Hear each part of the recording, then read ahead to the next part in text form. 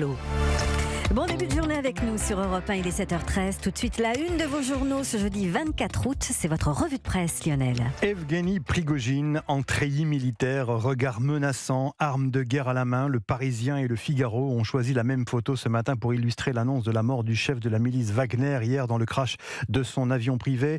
Et pour le Figaro, eh bien, c'est bien l'ombre de la Russie qui plane sur la mort annoncée de Prigojine, cet homme haut en couleur qui s'était, on s'en souvient, rebellé au mois de juin dernier contre le maître du Kremlin. Plusieurs titres également à la une de vos journaux ce matin sur les déclarations d'Emmanuel Macron dans son interview au magazine Le Point. Le président de la République dessinant les contours de son initiative politique de rentrée. Le Parisien en retient d'ailleurs essentiellement une seule information, c'est que le président veut raccourcir les vacances d'été. Mais le journal s'attarde plutôt ce matin sur cette appli pour adolescents ouverte à tous les prédateurs, écrit le Parisien.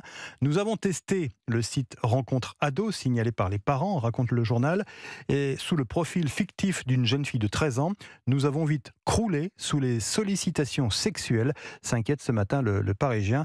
2 pages donc à lire ce matin dans le quotidien. De votre côté, mon cher Dimitri Vernet, qu'est-ce que vous avez repéré dans la presse de ce jeudi ? Un article dans Aujourd'hui en France qui prend tout son sens dans une revue de presse. Vous allez le voir, puisqu'il nous parle d'une des conséquences de la crise de la presse. Vous n'êtes pas sans savoir, mon cher Lionel, ma chère Marlène, que depuis quelques années, la presse écrite française est à la peine. Les ventes diminuent, les tirages également, et c'est tout un secteur qui est en grand danger, comme les sociétés de distribution et par conséquence les kiosquiers, les mythiques kiosques qui, vous l'avez sûrement remarqué, disparaissent au fur et à mesure du temps. Ils disparaissent, oui, ou alors ils se transforment, ils s'inventent une nouvelle vie, comme nous le relate Aujourd'hui en France ce matin, le quotidien qui a posé ses valises dans la ville de Marseille, la cité phocéenne où les 48 kiosques de style haussmannien datant du 19e siècle sont toujours là, mais au lieu d'y trouver des journaux et des magazines, vous y trouverez plutôt des bijoux, du café, des fleurs ou encore de la nourriture. En fait, la métropole a eu la bonne idée de revendre et de louer ces espaces de 15 mètres carrés laissés à l'abandon. Et c'est une aubaine pour les nouveaux propriétaires qui profitent d'un très bel emplacement en plein cœur de la ville.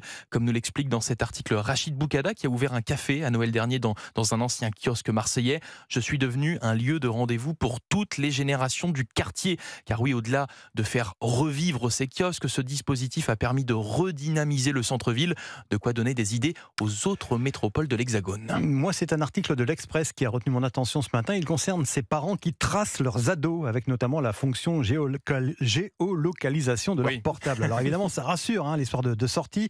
En 2022, une étude révélait que 4 parents sur 10 avaient déjà eu recours à un logiciel espion pour surveiller les enfants de loin. Il faut dire que les faits divers régulièrement mis en avant alimentent les sources d'inquiétude des parents. Mais justement, le directeur de l'Observatoire de la parentalité et de l'éducation s'interroge sur ces angoisses parentales projetées sur les enfants.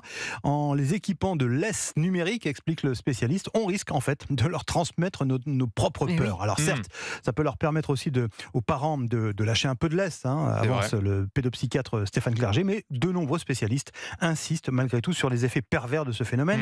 Cette intention de protection va à l'encontre du projet parental de permettre à l'enfant d'accéder à son autonomie. D'ailleurs, observe une psychologue, beaucoup de jeunes rivalisent de ressources et de bonnes idées pour contourner cette surveillance à distance. Ils abandonnent par exemple leur portable dans l'endroit où ils sont censés se trouver pour faire ensuite ce qu'ils veulent.